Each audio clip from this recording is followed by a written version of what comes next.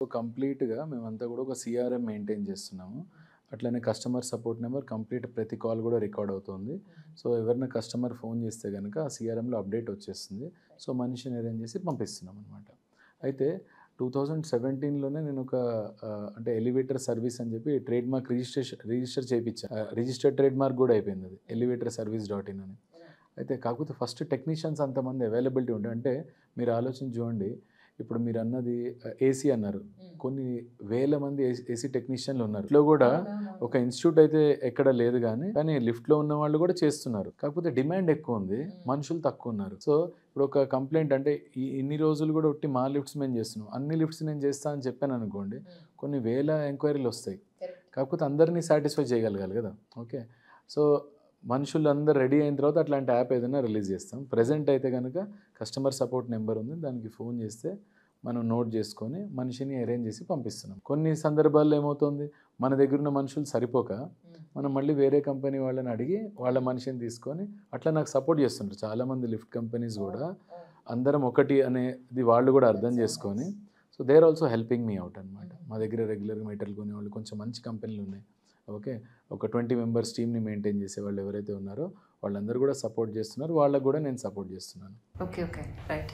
ఒకసారి మీ దగ్గర లిఫ్ట్ కొన్న తర్వాత ఇన్ని సర్వీసింగ్స్ లేతే ఈ 1 ఇయర్ ఫ్రీ సర్వీసింగ్స్ అనేమన్నా ఉన్నాయా? అవునండి. అదొకసారి డీటెయిల్‌గా. 1 ఇయర్ అనేది ఫ్రీ మెయింటెనెన్స్ ఉంటుందండి. ఎన్ని సార్లు కాల్ బ్యాక్ వస్తే గూడా వెళ్ళి దాని లిఫ్ట్‌ని రిపేర్ చేసొస్తారు. అయితే 3 మంత్స్‌కి ఒకసారి ప్రివెంటివ్ మెయింటెనెన్స్ అంటే పిలిచినా పిలవకపోయినా 3 మంత్స్‌కి ఒకసారి మనిషి వెళ్ళొస్తాడు. ఒక 1 ఇయర్ తర్వాత ఎన్ని రోజులకి ఒకసారి సర్వీసింగ్ అవసరం పడుతుంది సార్? అంటే చూడండి గ్రిల్ గేట్ లిఫ్ట్ అనుకోండి. ఎవ్రీ మంత్ కంపల్సరీ మనిషి వెళ్ళాలి. నిజమా? గ్రిల్ ఏం చేస్తారు సార్? గ్రిల్ గేట్ లిఫ్ట్‌లో ఏమవుతుంది అంటే, మన డోర్ ఏదైతే గ్రిల్ గేట్ ఉంటుందో, అది గనుక లాక్ ఫిట్ అయ్యలేదనుకోండి, అది వాడిన ప్రతిసారి ఆ లాక్‌లో ఒక నట్ లూజ్ అయిపోతూ ఉంటుంది. సో, నట్ లూజ్ అయిపోయిందనుకోండి, లిఫ్ట్ ఫ్లోర్‌లో లేదు, గ్రౌండ్ ఫ్లోర్‌లో ఉంది. మీరు 4th ఫ్లోర్‌లో ఉన్నారు. గట్టిగా డోర్ లాగారనుకోండి మొబైల్ చూసుకుంటూ, గేట్ ఓపెన్ అయిపోయే ఛాన్స్ ఉంటుందన్నమాట. అట్లా మీరు యాక్సిడెంట్స్ చూస్తే అన్నవే ఉంటాయి. సో, గ్రిల్ గేట్‌లో ఇంకా స్వింగ్ డోర్‌లో, మాన్యువల్ స్వింగ్ డోర్‌లో రెండిట్లో కూడా అదే ప్రాబ్లమ్. సో, మనం దానికి ఏం ప్లాన్ చేసామంటే, మన గేట్లకు గనుక మీరు చూస్తే డబుల్ లాక్ సిస్టమ్ వస్తుంది. అంటే గ్రౌండ్ ప్లస్ 3 ఫ్లోర్స్ బిల్డింగ్ అనుకోండి. గ్రౌండ్ ప్లస్ 3 ఫ్లోర్స్‌కి జనరల్‌గా 4 ఓపెనింగ్స్. 4 ఓపెనింగ్స్‌కి 4 లాక్స్ ఉండాలి. మనం 8 లాక్స్ పెడుతున్నాం. సో, ఒక లాక్ ఫెయిల్ అయినా ఇంకో లాక్ ఉండాలని. అయితే కూడా మాన్యువల్ డోర్ గానీ, గ్రిల్ గేట్ గానీ, మాన్యువల్ డోర్స్ ఏవైతే ఉన్నాయో వీటిల్లో ఖచ్చితంగా మంత్లీ ఒకసారి వెళ్లి చెక్ చేసుకోవాలి. వేరేస్ ఆటోమేటిక్ అనుకోండి 3 మంత్స్‌కి ఒకసారి వెళ్తే సరిపోతుంది.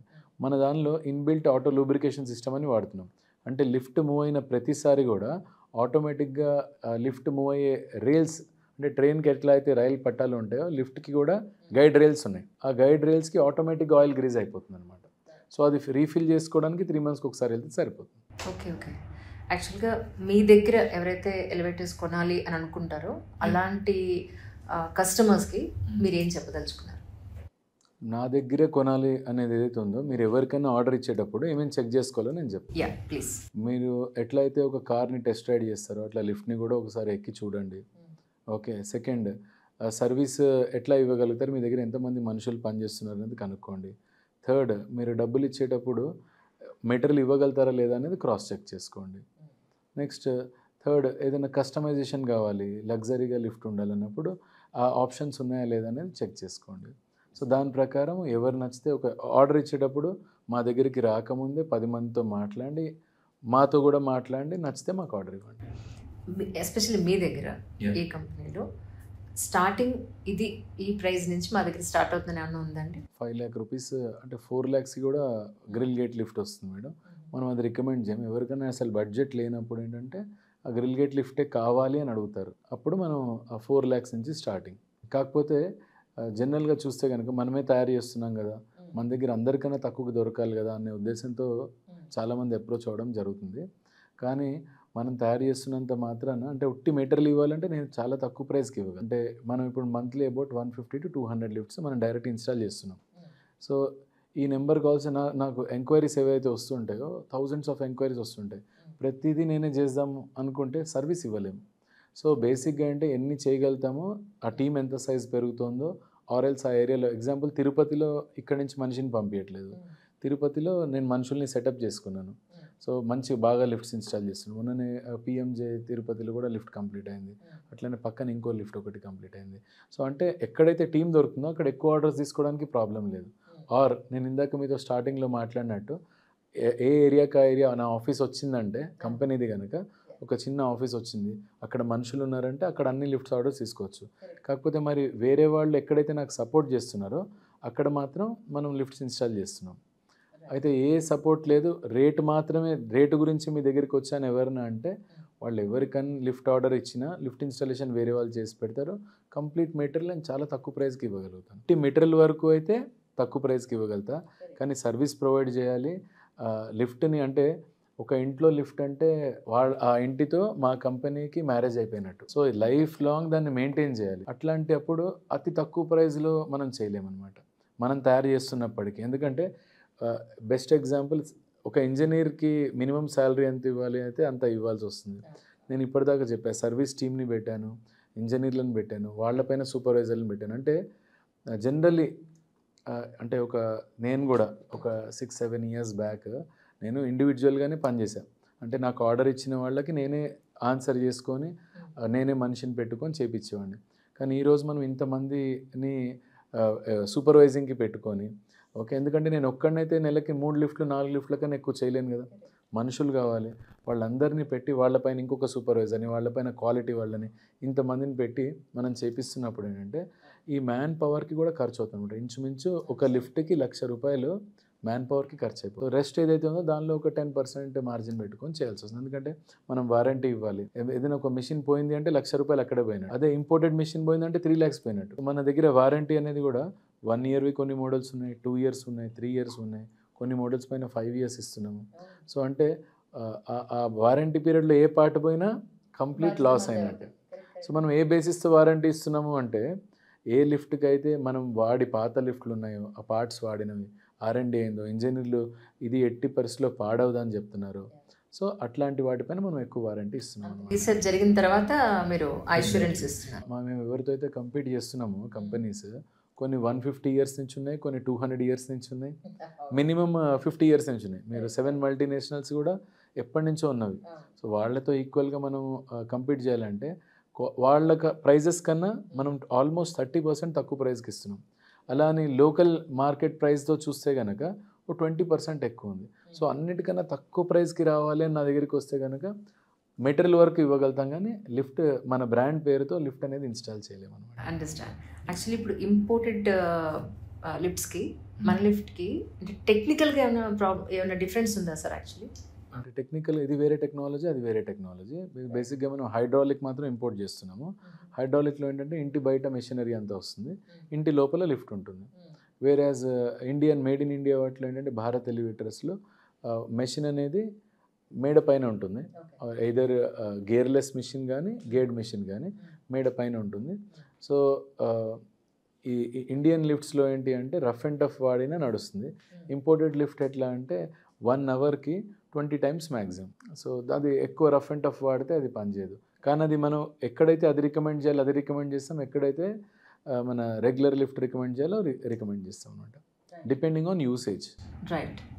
ఈవెన్ హాస్పిటల్స్కి ఒక టైప్ ఆఫ్ లిఫ్ట్ అవసరం పడుతుంది, ఎందుకంటే హాస్పిటల్ లిఫ్ట్స్ ఏంటంటే చూడండి, హాస్పిటల్ లిఫ్ట్స్ అన్నీ కూడా బేసిక్గా భారత్ ఎలివేటర్స్ ట్రాక్షన్ లిఫ్ట్స్ ఉంటాయి. వీటిలో ఏంటి అంటే ఉట్టి సైజ్ పెద్దది, అట్లా మనం 5000 kgs వరకు ఇస్తున్నాం లిఫ్ట్స్, 5 ton లిఫ్ట్స్ ఇస్తున్నాం. అంటే ఒక ఏనుగుని కూడా పైకి తీసుకెళ్ళచ్చు, అది ప్రాబ్లం లేదు, సైజ్ ప్రాబ్లం కాదు. మీరు టెక్నాలజీ ఏదైతే అన్నారో హాస్పిటల్ లిఫ్ట్స్లో కూడా ఇండియన్ మేకే ఉంటుంది. ఉట్టి హోమ్ లిఫ్ట్స్లో మాత్రం మనం ఇంపోర్టెడ్ వాడుతున్నాం, రెస్ట్ ఆల్ అన్నీ మనం తయారు చేస్తున్నాం. ఇప్పుడు ప్రస్తుతానికి ఇక్కడ ఫ్యాక్టరీ ఏదైతే ఉందో ఈ ప్లేస్లో మనం ఇంపోర్ట్ చేసుకునే పార్ట్స్ పర్సెంటేజ్ ఎంత sir? Actually almost less than 5% కదా, ఎందుకంటే మాక్సిమం 90-95% ఇక్కడే ఉంది. Less than 5%. కానీ ఒక ఐటమ్ మాత్రం ప్రతి లిఫ్ట్లో ఇంపోర్టెడే.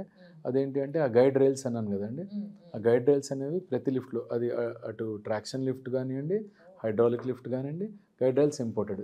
ఇంతకుముందు ఇండియాలో కంపెనీస్ ఉండేవి, దాని తర్వాత మార్కెట్ ప్రైస్ చైనాలో చాలా తక్కువ అనమాట. ఆ గైడ్ రైల్ స్టీల్ ప్రైస్ చైనాలో తక్కువ, సో ఇక్కడ స్టీల్ ప్రైస్ ఎక్కువ. మనం అలా చేయలేకపోతున్నాము. కాకపోతే రీసెంట్గా లాస్ట్ ఇయర్ ఒక కేసు పెట్టారు సెంట్రల్ గవర్నమెంట్కి, యాంటీ డంపింగ్ డ్యూటీ కావాలి అని చెప్పి. ఎందుకు ఇండియాలో ఒక 2 కంపెనీస్ ఉన్నాయి ఆ పార్ట్స్ తయారు చేసే కంపెనీస్. వాళ్ళు ఇట్లా చైనా నుంచి కనుక తెస్తుంటే మరి ఇండియాలో ఎప్పటికీ డెవలప్మెంట్ అనేది కాదు కాబట్టి ఇక్కడ కూడా మనకు కెపాసిటీ ఉందండి, కానీ ప్రైస్ వర్కౌట్ కాదనమాట. సో దానిపైన central government will take a decision. So అప్పుడేంటి ఇండియాలోనే ఆ పార్ట్ కాంపోనెంట్ తయారు చేసే మ్యానుఫ్యాక్చరర్స్ కూడా వస్తారు, మనం కూడా చేసుకోవచ్చు. ఇప్పుడు మనం చేయొచ్చు, ప్రైస్ వర్కౌట్ కాదు అంటే రేట్ పెరిగిపోతుంది అనమాట. Exactly. So stand loan building అయినా లేదంటే multi stored gated community type of దానికైనా ఎలాంటి బిల్డింగ్ అయినా సరే ప్లేస్ ఉన్నా లేకపోయినా అది తక్కువ మంది కెపాసిటీతో అయినా ఎక్కువ మంది కెపాసిటీతో అయినా ఎన్ని సర్కమ్స్టెన్సెస్లో మీరు లిఫ్ట్ ప్రొవైడ్ చేయగలుగుతారు? తప్పకుండా. అంటే ప్లేస్ అనేది ఖచ్చితంగా ఉండాలి. ప్లేస్ అంటే example 4 feet by 4 feet space ఉంది, దీనిలో 10 passenger లిఫ్ట్ పెట్టు అంటే కుదిరే పని కాదు. ఓకే, ప్లేస్ ఉండాలి. ప్రొవిజన్ లేకపోయినా ఒకవేళ గోడలు కట్టకపోయినా కూడా లిఫ్ట్ మనం ఇన్స్టాల్ చేయొచ్చు. ఇప్పుడు మీరు జస్ట్ మన ఆంధ్ర తెలంగాణ వదిలేసి మహారాష్ట్ర బార్డర్కి వెళ్ళారు అనుకోండి, ఖచ్చితంగా వాళ్ళు ఆర్సీసీ వాల్స్ కడుతున్నారు, 6 inch ఆర్సీసీ వాల్ కడుతున్నారు. ఇక్కడ మన దగ్గర రెడ్ బ్రిక్ వాడుతున్నారు. కొంచెం మంది తెలియక ఈ సిమెంట్ బ్రిక్స్ ఉంటాయి కదా అవి వాడుతున్నారు. దాంతో ఏంటి లోపలికి మనం గ్రౌట్ చేస్తే కూడా ఆ బ్రిక్ బయటకు. సో కస్టమర్ లిఫ్ట్ అనే దాని గురించి లాస్ట్ మూమెంట్లో డెసిషన్ తీసుకుంటున్నారు మన స్టేట్లో. తక్కువ రేట్లో కూడా అవుతుంది ఫస్టే ప్లాన్ చేసుకుంటే. ఎందుకు అంటే ఇప్పుడు ఏ గోడలు కట్టలేదు, ఇవన్నీ మనం ఫ్యాబ్రికేట్ చేసుకొని లిఫ్ట్ ఇన్స్టాల్ చేయాలంటే లిఫ్ట్ కాస్ట్ ప్లస్ ఆ ఫ్యాబ్రికేషన్ కాస్ట్ యాడ్. బేసిక్గా 3-4 పార్ట్స్ ఉంటాయండి ప్రైస్లో. ఒకటి వచ్చేసరికి complete lift kit cost, second వచ్చేసరికి డోర్స్, ఏ డోర్స్ని బట్టి రేట్ మారిపోతుంది. థర్డ్ వచ్చేసరికి Walse లేవనుకోండి, structure self supported structure ఇవ్వాలి, దానికి ఒక కాస్ట్ ఉంటుంది. ఫైనల్గా వచ్చేసరికి ఇన్స్టాలేషన్ చేసే కాస్ట్ ఉంటుంది.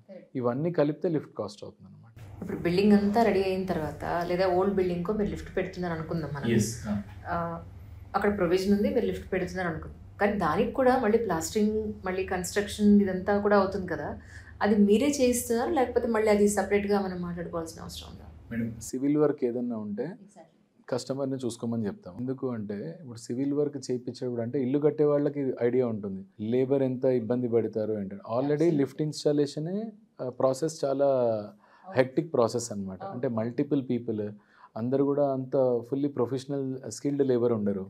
ఓకే, వాళ్ళతో పని చేయించి ఈ లేబర్ ఇది మన ఈ వర్క్ కూడా పెట్టుకుంటే సివిల్ వర్క్ కూడా మనం పెట్టుకుంటే ఏంటంటే ఇంకా డిలే అవుతుంది అని చెప్పి. ఎందుకంటే ఏ ఏరియాకి ఆ ఏరియాలో దగ్గరున్న మనుషులతో చేయించుకోవడం ఈజీ. ఇక్కడి నుంచి నేను సివిల్ వాళ్ళని పట్టుకొని పంపించడం అనేది ఇబ్బంది. ప్లస్ ఎవరిన మధ్యలో మా వాళ్ళు పనిచేసే వాళ్ళు కమిషన్లు తింటే ఎట్లా, ఇంకో ప్రాబ్లం అంటే కొత్త ప్రాబ్లమ్స్ వస్తాయి. కాబట్టి సివిల్ వర్క్ అనేది complete customer scope. Civil work, power connection, మీ వర్క్ ఎంత వరకు that you will take care of it. Absolutely.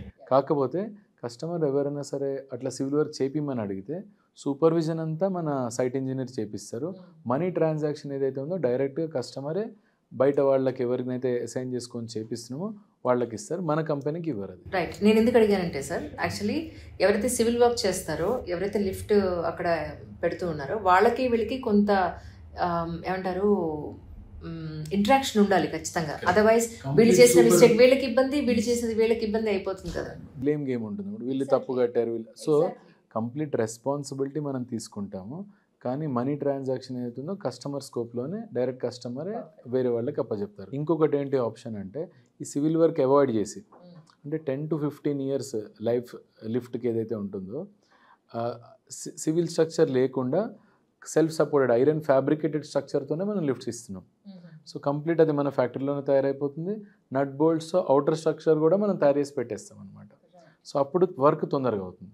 మీరు స్టార్టింగ్ నుంచి ఉన్నారు కాబట్టి కంపెనీలో మీకు you will have sum total idea అని మిమ్మల్ని అడుగుతున్నాను. మా అపార్ట్మెంట్లో ఉన్న లిఫ్ట్కి జనరల్గా వర్షం వస్తే వర్షం నీళ్ళు లిఫ్ట్ కింద ఫిల్ అయిపోతాయి, దానికి మళ్ళీ ఎక్స్ట్రా మోటార్ పెట్టి నీళ్ళు బయటకు లాగుతారు. సో ఇలా కాకుండా ఉండాలి అని అంటే ముందే కన్స్ట్రక్షన్ చేసేటప్పుడే కేర్ తీసుకోవాలా, లేదా ఇప్పుడున్న పరిస్థితుల్లో మనం ఏమైనా చేయగలుగుతాం? ఫస్ట్ పాయింట్ మేడం, కింద వాటర్ ఏవైతే ఉన్నాయో ఆ వాటర్ ఒక లెవెల్ కన్నా పైకి వస్తేనే లిఫ్ట్కి ప్రాబ్లం, లేదంటే లిఫ్ట్కి ఏం ప్రాబ్లం లేదు. ఓకే, ఇది ఫస్ట్ పాయింట్. సెకండ్, అక్కడ వాటర్ ఉన్నాయి కదా, వాటర్ ఎక్కడి నుంచి వస్తున్నాయి, ఎక్కడో సీపేజ్ ఉంది, లోపలికి వాటర్ వస్తుంది. మీరు జస్ట్ వాటర్ ప్రూఫింగ్ చేయించుకుంటే లోపలికి వాటర్ రావు. సో ఇప్పుడు కూడా చేయించుకోవచ్చు, దానికి దీనికి ఏం వరి అవ్వాల్సిన పని లేదండి. మీరు ఇంకా చెప్పాలంటే మనం కార్ వాషింగ్ సెంటర్స్కి వెళ్తే కార్ వాషింగ్ సెంటర్లో కార్ పైకి లిఫ్ట్ చేస్తారా, ఆ కింద హైడ్రాలిక్ సిస్టమే ఉంటుందా, వీళ్ళు డైరెక్ట్ వాటర్ కొడుతూనే ఉంటారా దానిపైన, అయినా అదేం పాడు కాదు కదా. సో అంటే ఇట్ డిపెండ్స్ యాక్చువల్లీ. ఏమన్నా ఎలక్ట్రికల్ ఐటమ్ పైన వాటర్ పడుతుంటే అప్పుడు అక్కడ ఏదైనా షార్ట్ సర్క్యూట్ అయి పాడే అవకాశం ఉంటుంది. జనరల్గా పిట్ ఏదైతే ఉంటుందో దాని లోపలికి ఏమి ఎలక్ట్రికల్ ఎక్విప్మెంట్ ఉండదు. సో ఒక లెవెల్ వరకు అంటే అబౌవ్ 3 feet, పిట్ 5 feet ఉంటే 3 feet పైననే ఎక్విప్మెంట్ ఉంటుంది. ఆ 3 feet ఏం వాటర్ నిండదు. మీరు అట్లా అబ్జర్వ్ చేశారనుకోండి, లిఫ్ట్ ఆఫ్ చేసేసి ఆ వాటర్ తీపిచ్చుకోవడం అనేది ఒకటి. రెండో పద్ధతి ఏంటి, అసలు వాటర్ ఎక్కడి నుంచి వస్తున్నాయనేది చూసుకుంటే ఆ వాటర్ లోపలికి ఎంటర్ కాకుండా మనం కనుక జాగ్రత్త పడితే అయిపోతుంది. సో ఎప్పుడన్నా చేయించుకోవచ్చు. కానీ ఫస్టే కనుక ఇల్లు కట్టుకునేటప్పుడే మమ్మల్ని కన్సల్ట్ అయితే సో అసలు ఏ లిఫ్ట్, ఎట్లాంటి లిఫ్ట్, మనం ఎట్లా పెట్టచ్చు అనేది అంతా డిస్కషన్ అంతా అయిపోతుంది. కాబట్టి దీని బడ్జెట్ ఏదైతే అలొకేట్ చేసుకుంటారో అది కూడా తీసి పక్కన పెట్టుకోవచ్చు అనమాట. పర్ఫెక్ట్. వ్యూవర్స్ అందరికీ ఏంటంటే, మీకు గనక లిఫ్ట్ గురించి ఏదైనా డౌట్స్ ఉన్నా కింద కమెంట్ సెక్షన్లో కమెంట్ చేయండి. సో నెక్స్ట్ ఎపిసోడ్లో అయినా సరే సార్ చేత మీకు ఆన్సర్ చెప్పిస్తాం. Is it okay sir? Comment సెక్షన్లో కామెంట్ బదులు ఫోన్ నెంబర్ పెడతాం. ఫోన్ నెంబర్ ఎలాగో ఉంటుంది సార్, ఎందుకంటే కామెంట్స్ చూసుకోము కదా. బట్ చాలా మంది పాపం ఆ ఫోన్ నెంబర్కి కాల్ చేయాలని కూడా తెలియదు సార్. వాళ్ళ ప్రాబ్లం ఏంటంటే కింద టక్కన వీడియో ఇలా చూడగానే కింద కమెంట్ పెట్టేస్తారు. సో అలాంటి వాళ్ళ కోసం అనమాట ఇది. అంతకు మించి such a great informative programme sir. Thank you so much for your time once again. Thanks.